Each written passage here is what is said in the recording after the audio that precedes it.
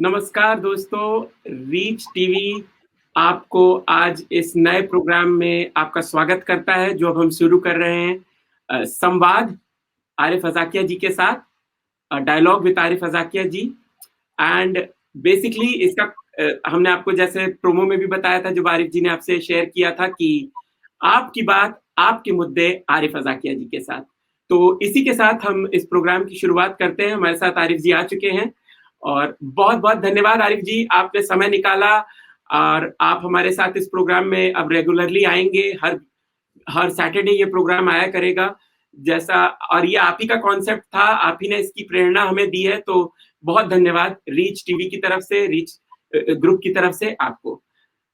शुरू करता हूं आरिफ जी। पहला सवाल जो आज मेरे जहन में है, जिसके बारे में मैं आपसे पूछना चाहता हूं, वो है कि ये आपके जो सैयद अली गिलानी साहब जो जिनकी डेथ हुई है, इसके क्या एक्चुअल मीनिंग्स हैं आरिफ जी? क्योंकि कश्मीर में सैयद अली गिलानी एक तरीके से पाकिस्तान के नुमाइंदे थे, ये बात बहुतों को पता है। और हुर्रियत कॉन्फ्रेंस का क्या रोल रहा है उसमें, दूसरी जो कश्मीर की जमहूरियत है और जो दूसरी पार्टीज है उनका क्या रोल रहा है, सबको इसके बारे में थोड़ा थोड़ा अंदाजा तो है। बट आप इतने जानकार हैं इस पूरे विषय के, मैं आपकी जो है इस पे विश्लेषण चाहूंगा कि आप बताएं कि ये सैयद अली गिलानी जी की डेथ से क्या होने वाला है कश्मीर में, क्या आपको लगता है? देखें, वैसे तो आर्टिकल 370 और 35A के एब्रोगेशन के बाद कश्मीर का मसला तो तकरीबन सेटल हो गया है। वो जो इंसर्जेंसी पाकिस्तान बैक्ड प्रॉक्सी वार जो वहां पे चल रही थी वो तकरीबन खत्म हो गई है। और अब भारतीय इंटेलिजेंस, भारतीय सेना इतनी स्ट्रांगली कश्मीर के ऊपर गिरफ्त अपनी रखी हुई है कि कोई इन्फिल्ट्रेशन होने नहीं देते। जरा पाकिस्तान की तरफ से कोई इन्फिल्ट्रेशन होती है तो वो उसको सख्ती से कुचल देते हैं।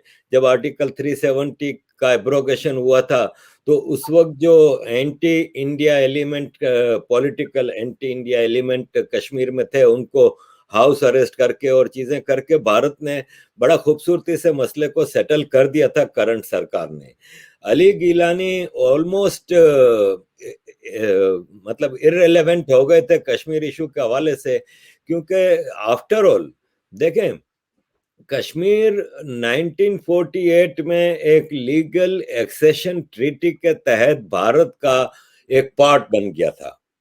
और 1947 इंडिया सेपरेशन जो हुई थी पाकिस्तान के साथ, और इंग्लैंड ने जो एक नया कंट्री पाकिस्तान बनाया था, तो उस वक्त तमाम स्टेट्स को, जो कि प्रिंसली स्टेट्स थी, जो राज्य थे, उनको राइट दिया था कि आप आजाद हैं सिर्फ दो चीजों में, या तो आप इंडिया के साथ जा सकते हैं या पाकिस्तान के साथ। अंग्रेज सरकार ने ये राइट नहीं दिया था कि हर स्टेट अपनी आजाद हैसियत भी रख सकती है। तो ऐसे में कश्मीर, चूंकि उसमें कश्मीर की भी डेमोग्राफी थी कि वैली जो है, कश्मीर के कई पार्ट्स हैं, लद्दाख है, जम्मू है, कश्मीर है, गिलगित बल्तिस्तान है। तो जो वैली है वो मेजोरिटी मुस्लिम थी। श्रीनगर कैपिटल था, वो मेजोरिटी मुस्लिम था। लेकिन जम्मू में हिंदू आबादी मेजोरिटी में थी, लद्दाख में बुद्धिस्ट मेजोरिटी में थे, और गिलगित बल्तिस्तान में very large number of Buddhist मौजूद थे। तो लेकिन जम्मू एंड कश्मीर की जो पोजीशन थी वो ये थी कि उसके जो राजा थे वो हिंदू थे, महाराजा हरि सिंह, जी। और मुस्लिम लीडर जो थे शेख अब्दुल्ला। ये दोनों मिलके दिल्ली आए जब पाकिस्तान ने इन्वेजन किया, क्योंकि जम्मू एंड कश्मीर के राजा ने पाकिस्तान और भारत दोनों के साथ स्टैंड स्टिल का एग्रीमेंट किया था कि लेकर नहीं, क्योंकि हम अपने अवाम के साथ मिलकर डिसाइड करेंगे। लेकिन पाकिस्तान के कबायलियों ने, जब ट्राइबल्स ने इन्वेट किया और जम्मू कश्मीर में कत्लेआम शुरू कर दिया, औरतों को रेप करना शुरू कर दिया, तो महाराजा हरि सिंह और Muslim majority leader, representative leader Sheikh Abdullah दोनों दिल्ली आए और Indian prime minister Jawaharlal Nehru से रिक्वेस्ट की कि आप हमारी एक्सेशन ट्रीटी हम साइन करने को तैयार हैं, आप हमें बचाएं। तो फिर भारत के साथ उनका एक्सेशन ट्रीटी हुआ, which was a legal thing. अब अली गिलानी यासीन मलिक और इस तरह के पाकिस्तान के कई प्रोक्सीज पैदा किए गए वेरी लेट ऑन, वरना 48 से लेके 1989 तक कश्मीर में अमन होता था। आधी से ज्यादा बॉलीवुड की फिल्मों की शूटिंग वहां पे होती थी। हिंदू मुस्लिम वहां पे हिंदू मुस्लिम सिख बुद्धिस्ट सब मिलजुल के रहते थे। लेकिन फिर जियाउल हक का एक शैतान आईएसआई चीफ था जनरल हमीद गुल, उसकी ये सारी प्लानिंग थी जिसने जमात इस्लामी के साथ मिलकर एक प्रॉक्सी वार शुरू की। और उनका पहला टारगेट था कश्मीर के जो ओरिजिनल हैबिटेंट थे पंडित, उनको मारा गया, उनका लूट मार की गई और उनको कश्मीर बदर कर दिया गया, उनको जाके कैंपों में रहना पड़ा। उसमें ये मेन किरदार थे अली गीलानी। हुर्रियत कॉन्फ्रेंस के ये काफी वो 26 तकरीबन पार्टियां थी हुर्रियत कॉन्फ्रेंस में, उसमें से एक अली गीलानी थे। और ये अलल ऐलान कहते थे कि मैं पाकिस्तानी हूँ, इंडियन नहीं हूँ, और कश्मीर इज पाकिस्तान। तो भारत की मतलब इंटरनेशनल लैंग्वेज में अगर देखें तो भारत के वो गद्दार थे, और गद्दार को फिर भी भारत ने इज्जत से दफना दिया। पाकिस्तान में मीडिया शोर मचा रहा है कि अली गिलानी की लाश भारत की गवर्नमेंट ने क्यों दफना दी और उन्होंने हमारे हवाले नहीं की और रिश्तेदारों को नहीं मिलने दिया, फलान ढुमकान। तो मैं उनसे ये कहूंगा कि जिस किस्म की इस्लामिक एक्सट्रीमिज्म की इनकी रिवायातें, तो अभी हमने परसों तरसों देखा था कि काबुल में हेलीकॉप्टर से एक ऐसे अफगान कमांडर जो अफगान अशरफ गनी की फौज के कमांडर थे, उसको हेलीकॉप्टर से गर्दन से लटका के फांसी दी गई और काफी देर तक वो हेलीकॉप्टर काबुल में इबरत के लिए घूमता रहा। तो भारत ने तो ऐसा कुछ नहीं किया। अगर भारत आपके जैसा होता ना तो भारत भी यही करता कि आफ्टर ऑल वो गद्दार था, जबकि अफगान कमांडर गद्दार भी नहीं था, वो अपने मुल्क का वफादार था। लेकिन ये तो गद्दार थे भारत के लिए, भारत ने इज्जत से दफन कर दिया। पाकिस्तान में प्राइम मिनिस्टर जुल्फकार अली भुट्टो को जब फांसी दी थी जियाउल हक ने, तो रात में 4 मजदूरों ने खाली उसको दफन कर दिया था, उसकी बेटी उसके रिश्तेदारों को नहीं आने दिया था। इसी तरह नवाब अकबर बुगटी को जब मुशर्रफ के दौर में शहीद किया गया, तो नवाब अकबर बुगटी की लाश भी हुकूमत ने दफन कर दी थी, रिश्तेदारों को आने नहीं दिया था। तो हालांकि ये सब अपनी धरती के वफादार थे। अगर आप बात करें अली गिलानी की, तो अली गिलानी की गर्दन पे बेशुमार बेगुनाह लोगों का खून है। इसने हजारों लोगों का खून शामिल है जो कश्मीर में 1 लाख के करीब कश्मीरी भारतीय शहीद हुए या मारे गए, जो इस टेररिज्म में, इस प्रॉक्सी वार में। फिर उसका असर भारत के ऊपर जो पड़ता था, वो सब चीजों में Ali Geelani was the main character. आप यूं समझ लें कि Ali Geelani was Osama bin Laden of Kashmir. तो ओसामा बिन लादेन को तो दफन भी नहीं किया था अमेरिकियों ने, उसको तो समंदर में जाकर उसकी लाश डाल दी थी। तो शुक्र करें कि आप एक ऐसे देश के अंदर हैं कि जहां पे इंसान की कदर की जाती है, वरना गद्दारों के साथ इंटरनेशनल एक रूल होता है, एक लॉ होता है कि क्या किया जाता है। अली गिलानी ने एक आतंक का कहर मचाया हुआ था और वो खुलेआम सपोर्ट करते थे इस आतंक को। भारत में कश्मीर हिंदुओं की सरजमीन हुआ करती थी, उनको निकाला गया। वहां पे हजारों तारीखी मंदिर हैं, वो बंद कर दिए गए। ऋषि कश्यप से कश्मीर है, ऋषि कश्यप है, पराशर है, सब हमारे सारे ऋषि जो वेद पुराण में आपको मिलते हैं वो कश्मीर में ही थे एक्चुअली, जो पूरा एरिया है वो। जी जी। आप इसको ज्यादा वो जानते हैं कि क्या मतलब हिंदू हिस्ट्री वहां पे बहुत ज्यादा गहरी है। जी और क्या किया इन्होंने, इन्होंने सारे मंदिरों पे कब्जे कर लिए, सबको भगा दिया, हिंदुओं की प्रॉपर्टीज पे कब्जा हो गया। और कश्मीर में जो पंडित थे ना, ये 100% एजुकेटेड लोग थे। जी तो फिर क्या हुआ कि उनके जाने से वहां पे जहालत बढ़ी। लेकिन आज इस सरकार ने जो नया रिवाइवल किया है, कश्मीर को मेन स्ट्रीम उसमें लेके आए हैं, तो आप देखें कि पूरे भारत की यूनिवर्सिटीज में कश्मीरी स्टूडेंट पढ़ रहे हैं, कश्मीरी पूरे भारत में जॉब कर रहे हैं, कश्मीरी क्रिकेट टीमों में आ रहे हैं, कश्मीरी यंग लड़के लड़कियां, लास्ट ईयर बिग बॉस में 2 कश्मीरी थे। और इस तरह कश्मीरी मेन स्ट्रीम भारत में शरीक हो रहे हैं। आप वहाँ की डेमोग्राफी देखें कि टेररिज्म को खत्म करने के बाद भारत ने उनको जब मेन स्ट्रीम में लिया है, वहाँ पे टूरिज्म को डेवलप कर रहे हैं और वहाँ पे चीजें बेहतर हो रही हैं, तो ये चैप्टर इज क्लोज्ड। और अब मतलब यह है कि एक आदमी चला गया है, ठीक है, उसके अमाल उसके साथ हैं। और कई पाकिस्तान में मुसलमान ये कहते हैं, मैंने देखा कि सोशल मीडिया पे, कि अल्लाह उनको जन्नत देगा, तो नीचे मुसलमानों ने ही, कुछ इंडियन नेशनलिस्ट कश्मीरी मुसलमानों ने लिखा है कि जन्नत का तो वो हकदार नहीं है, इसलिए कि इसने हजारों लोगों को मारा है। तो अल्लाह इतना नाइंसाफ नहीं हो सकता कि एक कातिल, एक टेररिस्ट को जन्नत में जगा दे। तो ये है कि मैं समझता हूँ एक चैप्टर क्लोज हो गया है। अब यासीन मलिक और जो दो चार रह गए हैं पुराने, वो जो प्रॉक्सीज पाकिस्तान के, वो भी तकरीबन एंड पे हैं। तो Kashmir movement is going on in right direction now, और कश्मीर इज फलता फूलता नजर आ रहा है। और दुनिया को भी नजर आ रहा है कि अब कश्मीर में वो चीज नहीं है। ये इसका क्रेडिट जाता है भारत की सरकार को, कि भारत की सरकार ने बड़ी खूबसूरती से इस बिगड़ती हुई कश्मीर की जो सूरत हाल थी, जो कि तकरीबन 20-22 साल तक खराब रही, अब जाके कुछ सालों से चीजें बेहतर हो रही हैं। जी, तो हुर्रियत कॉन्फ्रेंस एक तरीके से अब खत्म है और इसकी समाप्ति की जो है फाइनल स्टेज चल रही है।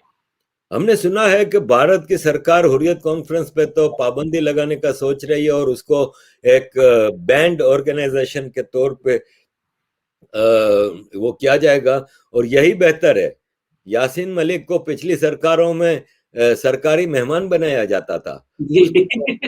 उसको उसको दावतों में बुलाया जाता था और इसकी आवभगत की जाती थी। लेकिन अब वो अपनी सही जगह पे पहुंच गया है, क्योंकि अपीसमेंट है ना, एक हद तक अच्छी लगती है। माँ बाप भी अपने बच्चों को एक हद तक लाड प्यार करते हैं, लेकिन फिर जब वो बच्चा बहुत बिगड़ता है तो सजा भी दी जाती है और जी। उसको सुधारने के लिए। लेकिन यहाँ पे ये जो भारत के बच्चे हैं ना, कुछ वो अब सुधरने के काबिल नहीं रहे। यासीन मलिक हो गए और इस तरह के कुछ लोग हैं। तो अब हुर्रियत कॉन्फ्रेंस का तो मामला खत्म हो गया है। वैसे भी 26 अलग अलग भांत भांत की छोटी छोटी जमातें थी, जिनका अमेलगमेशन था ये हुर्रियत कॉन्फ्रेंस, जिनकी पब्लिक में सच कुछ नहीं थी, उनकी दहशत थी, क्योंकि वो उनके पास टेररिस्ट थे, उनके पास पाकिस्तान से फंडिंग आती थी, उनके पास पाकिस्तान से ट्रेंड टेररिस्ट आते थे, उनके पास पाकिस्तान से हथियार आते थे। तो इसलिए उनकी एक दहशत थी। कॉमन कश्मीरी को पता है। देखें, मैं पहली बार 94 में जब जिनीवा गया था ना, तो मेरी मुलाकात एक कश्मीरी पंडित से हुई। मैंने एज ए पाकिस्तानी, नया नया मैं इस काम में आया था, तो पढ़ा हुआ तो मदरसे से था ना, तो मैंने उनसे कहा कि यार आप हिंदुस्तानी हैं, पंडित, और आप कश्मीरियों पे इतना जुल्म कर रहे हैं, ये वो। फिर उसने जब मुझे चीजें समझाई, रेजोल्यूशन दिखाए, महाराजा हरि सिंह का एक्सेशन ट्रीटी है वो, उसने कहा आरिफ भाई, मैं कश्मीरी के हैसियत से, मैं कश्मीरी हूं, मैं आपसे एक सवाल करता हूं कि कश्मीर की सबसे बड़ी प्रोडक्ट है सेब। कहता है एक सेब, एक आदमी भारत में साल में एक सेब खाएगा तो कितने सेब चाहिए? मैंने कहा, उस वक्त 100 करोड़ की आबादी थी, मैंने कहा कि 100 करोड़। इसने कहा आप खुद सोच लें कि कश्मीरी इकोनॉमी किस पे ज्यादा बेहतर रहेगी, कि भारत में कश्मीर का सेब पहुंचेगा तो 100 करोड़ की खपत हो जाएगी अगर महीने में कोई एक सेब खाता है। कहता है इसके अलावा अखरोट और जो दूसरी उनकी प्रोडक्ट्स हैं, कहता है हिस्टोरिकली ये भारत का हिस्सा रहा है, हिस्टोरिकली वो अटैच्ड है भारत के साथ। और रिलीजियस वाइज भी ठीक है, वहां पे मुसलमान वैली में है, जम्मू में तो हिंदू हैं, आप क्या करोगे फिर? तो बोले आप और बोले सबसे बड़ी बात कि अगर आप यूएन रेजोल्यूशन के तहत इसका मसला हल चाहते हैं वो करके देख लें। यूएन रेजोल्यूशन कहता है कि पाकिस्तान के फौजी और सिविलियन जितने पाकिस्तानी सिटीजन हैं, जम्मू कश्मीर, लद्दाख, गिलगित बल्तिस्तान, सखियम वैली, अक्साई चीन, इस और पीओके, ये सब पाकिस्तानी निकल जाए यहां से, भारत की फौज टेक ओवर करे, टोटल कंट्रोल, और फिर भारत वहां पर रेफरेंडम कराए। तो वो पंडित साहब ने मुझे कहा कि बोले अगर रिजोल्यूशन करवाना है तो करवा लें, पहले पाकिस्तान निकले तो सही तो बात है, भारत पीओके की तो खाली फौज को करें। 6 महीने दें कि वो पूरे सिस्टम को वो करे, और फिर भारत की सरकार वहां पर रेफरेंडम करा देगी। बोला पाकिस्तान इसमें इंटरेस्टेड नहीं, इसलिए कि पाकिस्तान को पता है कि कश्मीरियों का पाकिस्तान में ना बलोच खुश है, ना सिंधी खुश है, ना मुहाजिर खुश है, ना पठान खुश है। तो बोले कश्मीरियों को पता है कि भारत के साथ हमारा बेटर फ्यूचर है, पाकिस्तान के साथ नहीं। तो अब Kashmir is going on right direction. जी जी जी। एक एक ही बात इसमें मैं ऐड करूंगा कि कश्मीर में वो बारामूला चिल्लाते हैं, वो बारामूला नहीं है, वो वाराहमूला था। जो वाराह अवतार आए थे विष्णु के, उनसे उस जगह का नाम वाराह था। तो वारामूला से बारामूला हो गया। ऐसी कितनी जगहों के, अनंतनाग, अनंतनाग है, अमरनाथ है, ये सब कश्मीर में है। सब सारे हमारे सनातन की जो कई इवेंट्स हुए हैं, कई ऋषि हुए हैं, कई बहुत इंपॉर्टेंट टाइमलाइन जो हमारी सनातन हिस्ट्री की है वो वहां हुई है। तो कश्मीर को तो लेके जितनी भी लड़ाई कर ले, ये कभी जा नहीं सकता, ये भारत का अभिन्न अंग है। चलिए मैं अगले सवाल की तरफ आता हूँ आरिफ जी। जो आज की डेट में सबसे हॉट टॉपिक है, आपको पता ही है, तालिबान। मैं तालिबान से रिलेटेड आपसे एक बहुत स्पेसिफिक क्वेश्चन करना चाहता हूं, क्योंकि अब इस बात को हो चुके हैं करीबन 2 हफ्ते। तो अब इन 2 हफ्तों में जो एक समीकरण बन के आया, वो दिखा कि जैसे चाइना, पाकिस्तान और रशिया, जो कि भारत का बहुत अच्छा मित्र है, हमेशा से रहा है, इनकी एक बहुत अच्छी नेक्सस सी बन रही है, और कुछ आपस में जैसे कहते हैं ना, दाल खिचड़ी पक रही है। तो वैसा कुछ लग रहा है। आप 2 हफ्ते हो चुके हैं, आपको क्या लग रहा है, कैसे समीकरण बन रहे हैं, क्या होने वाला है? क्या आपको एक कुछ आप इसमें अपनी टिप्पणी दीजिए प्लीज। देखिए अभी जी बात दरअसल ये है कि जो अफगानिस्तान का इशू है तालिबान का, अब पिछले 2-3 दिन से जो हम तालिबान के जो रिप्रेजेंटेटिव्स हैं इनके बयानात देखते हैं, पहले तो एक मेजर चीज ये हुई कि अफगानिस्तान के जो तालिबान सरकार के जो दोहा कतर में रिप्रेजेंटेटिव हैं, क्योंकि आपको पता है कि सारे सिनारियों में दोहा की एक बड़ी इंपॉर्टेंट है कि 2018 से अमेरिका वहां पे मुज़ाकरात कर रहा था तालिबान के साथ। तो दोहा में जो तालिबान का हेड ऑफ नेगोशिएटिंग टीम है, वो 1980 में भारत में रहता था और भारत ने उसकी मिलिट्री ट्रेनिंग की थी, और वो भारत की ट्रेनिंग लेके फिर अफगानिस्तान में गया था लड़ने के लिए अगेंस्ट सोवियत इन्वेजन। और मतलब एक तरह से उसने भारत को करीब से देखा था। तो उसकी मीटिंग हुई थी भारत के सफीर जो कतर में हैं उनके साथ। इसके बाद हमने नोट किया है कि तालिबान की टोन में बड़ा फर्क आया है। पहले तालिबान के शाहीन है जो उन्होंने कहा है, सुहेल शाहीन है शायद, जो तालिबान के हेड नेगोशिएटर हैं और ट्वीट करते हैं बहुत, उन्होंने कहा कि तहरीक तालिबान पाकिस्तान, उनको सवाल किया गया एक प्रेस ब्रीफिंग में कि आप तहरीक तालिबान पाकिस्तान आपसे श्योरिटी चाहता है कि वो ऑपरेट नहीं करेंगे, तो उसने कोई श्योरिटी नहीं दी। उसने कहा this is to Pakistan to deal with it, और पाकिस्तान को देखना होगा कि टीटीपी की क्या शरायतें, उनकी डिमांड्स क्या हैं, और ये पाकिस्तान को हैंडल करना है, हम इसमें कुछ भी नहीं कर सकते। और टीटीपी के सारे जो टेररिस्ट थे जिन्होंने पाकिस्तान में आतंक मचाया था, वो अफगानिस्तान की बगराम जेल में थे, जो तालिबान ने आता ही सबसे पहले बगराम जेल से उन सबको रिहा कराया था। दूसरा डेवलपमेंट हुआ कि कल तालिबान के जो आज बल्कि तालिबान के जो ये नेगोशिएटर हैं, जो हेड स्पोक्स पर्सन हैं, इन्होंने शाह महमूद कुरैशी पाकिस्तान के फॉरेन मिनिस्टर को वार्न किया कि भाई साहब आप पाकिस्तान के फॉरेन मिनिस्टर हैं, why are you trying to be Afghanistan foreign minister, stop talking about Afghanistan, handle your own country, and we are here to deal with Afghanistan issue. अपना मुल्क तो संभलता नहीं है और अफगानिस्तान में घुस रहे हैं। जी जी। तीसरा एक डेवलपमेंट वो भी आज उनका बयान आया है तालिबान का कि हमें तो फाइनेंशियल हेल्प चाहिए। पूरी दुनिया ने, क्योंकि अफगानिस्तान का 25% डेफिसिट बजट होता था जीडीपी के मुकाबले में, तो ये फॉरेन एड पे चलता था, वो सारी एड रुक गई है, सारी फंडिंग रुक गई है। तो चाइना ने फंडिंग देने का ऐलान किया है, ईरान ने फ्री पेट्रोल देने का ऐलान किया है।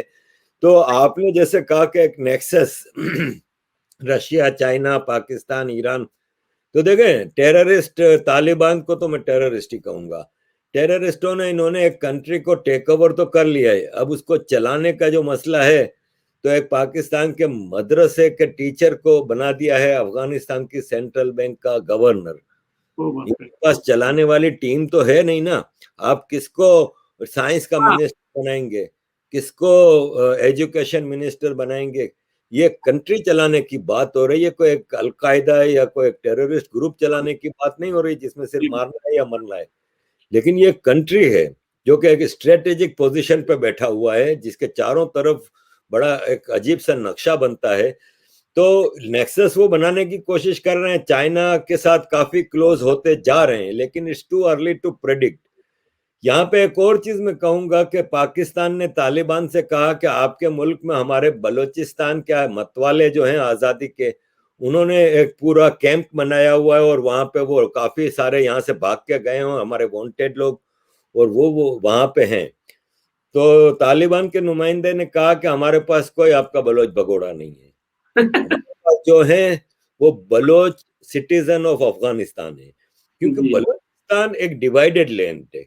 बलोचिस्तान बलोचिस्तान पे कब्जा पाकिस्तान का है, आधे बलोचिस्तान पे कब्जा ईरान का है, और थोड़ा सा बलोचिस्तान अफगानिस्तान में है। तो Baloch are legal citizen of Afghanistan.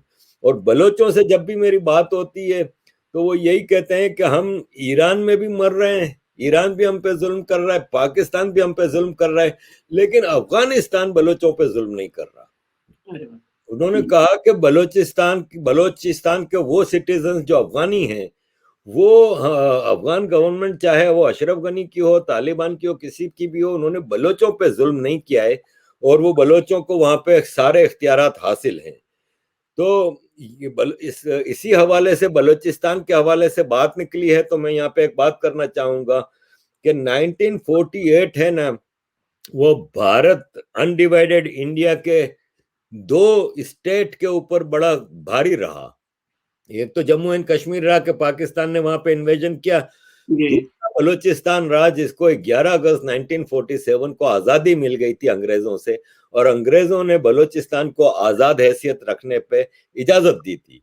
Karachi जो कि पाकिस्तान का कैपिटल था उस वक्त 1947 में, वहां पे आजाद बलूचिस्तान की रियासत कल्लात की एम्बेसी भी कायम हो चुकी थी, और जिन्ना और नेहरू दोनों ने बलूचिस्तान की सॉवरेंटी को एक्सेप्ट किया था। लेकिन 1948 में जिन्ना कल्लात रियासत के वकील भी रहे अंग्रेज दौर में, और अंग्रेज कोर्ट्स में उनके केसेस भी लड़ते रहे।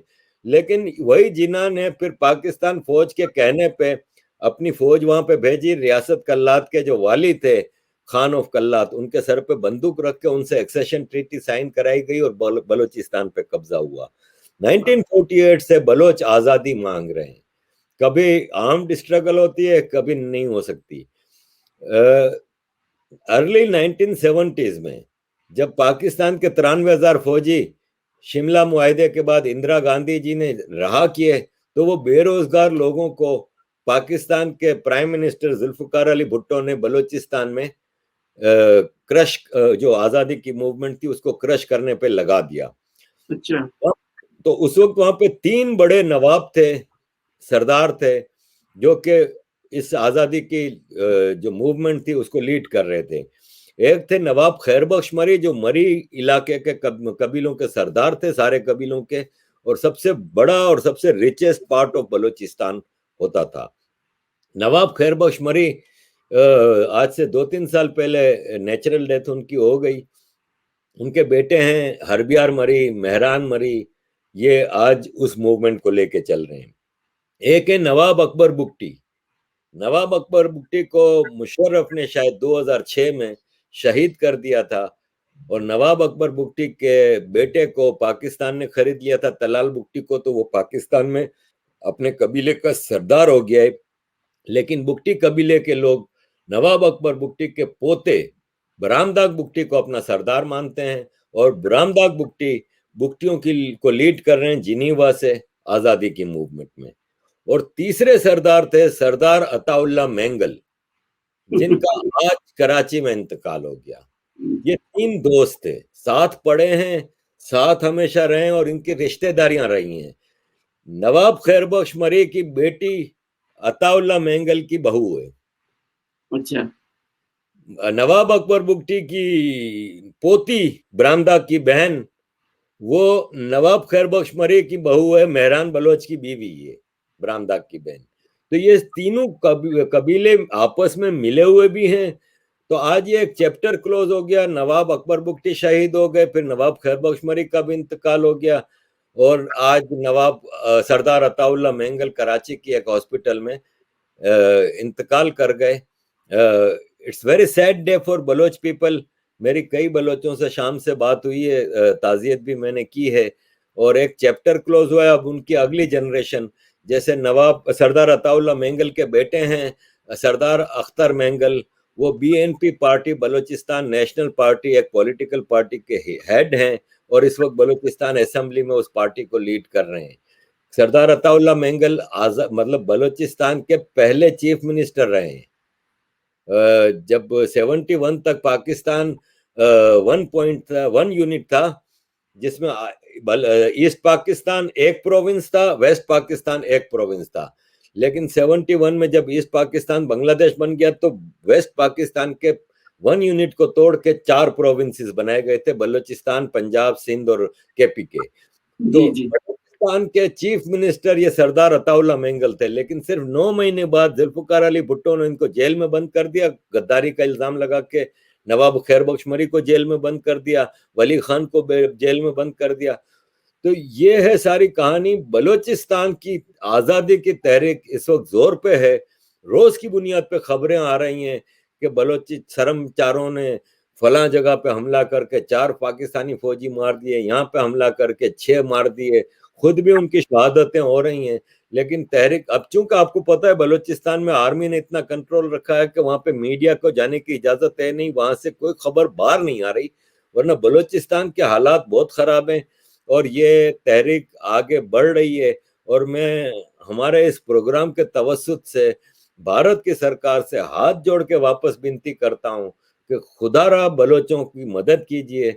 बलोचों को इस तरह मरने के लिए आप नहीं छोड़ सकते। आप हमारे मातर देश हैं, और आपकी एक जिम्मेदारी बनती है। जब पाकिस्तान भारत के टेररिस्टों को सपोर्ट कर रहा है, तो यहाँ तो एक जेन्युइन आज़ादी की तहरीक है, आपकी सपोर्ट की ज़रूरत है। बलोचों को सपोर्ट कीजिए। ये ना हो कि बलोचिस्तान, और फिर बलोचिस्तान की ये सरजमीन भारत के खिलाफ भी इस्तेमाल होती है। जैसे कि 1998 में जो पाकिस्तान के एटॉमिक ट्रायल्स हुए थे, जो बम धमाके किए थे पाकिस्तान ने, वो बलोचिस्तान के इलाके चागी में किए थे। वो बलूचिस्तान में हुए थे, आपने सही बोला है। जी जी। और जितने मिसाइल के टेस्ट होते हैं वो बलूचिस्तान में होते हैं। लश्कर जंगवी, हाफिज सईद वगैरह के जो टेररिस्ट कैंप हैं वो केपी के और बलूचिस्तान में बनाए गए हैं। तो ये बलूचिस्तान की सरजमीन भारत के खिलाफ भी इस्तेमाल हो रही है। तो खुदारा भारत से मेरी रिक्वेस्ट है कि बलोचों की मदद करें, और बलूचिस्तान कल को बराबर में अफगानिस्तान में जिस तरह तालिबान टेररिस्टों का रूल है, कल को ये भी टेरराइज और एक्सट्रीमिज्म इसकी यहाँ पे बढ़ रही है, रेडिकलाइज किया जा रहा है बलोच सेक्युलर सोसाइटी को, इसको बचाएं। जी, हमारी तरफ से भी, रीच परिवार की तरफ से और रीच ग्रुप भारत सरकार को ये रिक्वेस्ट करेगा जो आरिफ जी कह रहे हैं कि बलोचीज हमारे फ्रेंड हैं, हमारे दोस्त हैं, हमें उनकी मदद करनी चाहिए। और जो भी सही तरीका है वो तो सब सीनियर लोग बैठे हुए हैं डिसीजंस लेने के लिए, लेकिन मोदी सरकार जरूर इस पे कुछ ना कुछ करेगी। चलिए आरिफ जी, हमारा समय आ चुका है समाप्ति का। इससे पहले हमने जो वादा किया था कि हम अपने व्यूअर्स के क्वेश्चंस लेना करेंगे, तो नेक्स्ट एपिसोड से तो जैसा हमने आपको बताया कि आप ही के क्वेश्चंस होंगे, आप ही की बातें होंगी, आप ही के मुद्दे होंगे। एक क्वेश्चन जो एक आया है, एक जो हमारे चैनल पे बड़ा इंटरेस्टिंग क्वेश्चन पूछा है, इनका नाम है शिवानंद जी। ये पूछ रहे हैं कि जो मथुरा में ये जो शराब और मीट का बैन हुआ है, इस पे इतनी रोना चिल्लाना क्यों मचाया जा रहा है, इसमें क्या प्रॉब्लम है लोगों को? तो जाते जाते इस पे भी जरा टिप्पणी दे दीजिए आरिफ जी।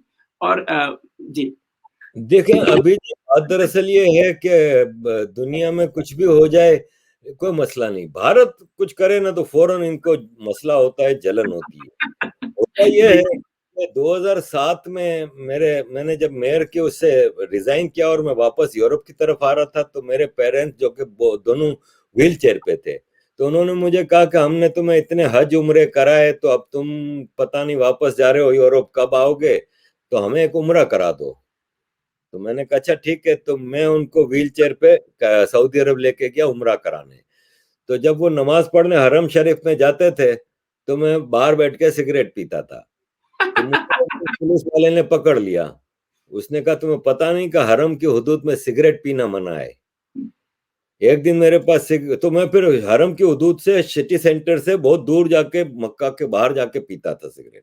तो एक दिन मैंने उससे कहा कि मेरे पास सिगरेट नहीं थी, तो मैं ढूंढता रहा, मुझे पूरे मक्का में कोई सिगरेट बेचने वाला नहीं मिला। ये बात है सिगरेट की, शराब और गोश्त की तो दूर तक, ये बात है सिगरेट की जो कि इस्लाम में हराम भी नहीं है। जी तो जी जी। आप ये बताएं कि मथुरा में मुसलमान जा सकता है, मक्का में तो हिंदू जा ही हिंदू नहीं जा सकता। नहीं सकता। जी जी जी बिल्कुल। आप बात कर रहे हैं कि पोर्क नहीं मिलता 56 इस्लामिक मुल्कों में।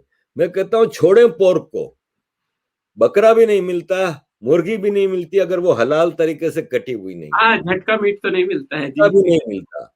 ये 56 इस्लामिक मुल्कों का है, जबकि भारत ने कहीं ऐसा पूरे भारत में बैन नहीं किया। मथुरा एक रिलीजियस हिंदू का सेंटिमेंटल इलाका है, जहां पे उनके सेंटिमेंट जुड़े हुए हैं। वो एक छोटे से इलाके में अगर उस पर बैन किया है तो ये तो रेस्पेक्ट के लिए है। जी इसमें मतलब भारत के मुसलमानों को, क्रिश्चियनों को, सिखों को, बुद्धिस्ट को, हिंदुओं को, सबको एक दूसरे की रिलीजियस फीलिंग को, अपने एक दूसरे के फेथ को रेस्पेक्ट करनी चाहिए। जब मुहर्रम आता है, रबीउल अव्वल आता है, जुलूस निकलते हैं, जब रमजान आती है, रोजे रखे जाते हैं, मस्जिदों को हजारों लाखों टन चावल दिए जाते हैं। जी जी बिल्कुल बिल्कुल। 5 वक्त आपकी अजान को कोई रोक नहीं रहा, जिसमें आप पूरी दुनिया के भगवानों को गालियां दे रहे हैं। इसमें आप सिर्फ ये कह रहे हैं कि हमारा भगवान सही है, बाकी सब गलत है। लाउड स्पीकरों पे आप अजानें चलवाते हैं, आप सड़कों पे नमाजें पढ़ते हैं।